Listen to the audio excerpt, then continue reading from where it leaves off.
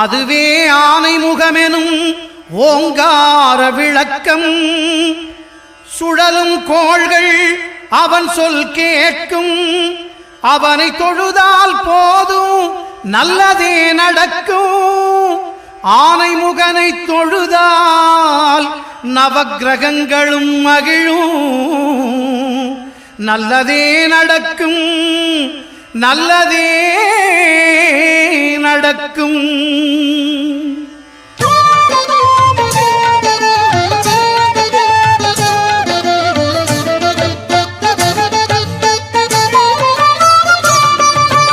ஒன்பது கோளும் ஒன்றாய் காண அங்கு கற்பகம் என்னும் கடவுளின் மெய்யில். ஒன்பது கோளும் ஒன்றாய் காண அங்கு கற்பகம்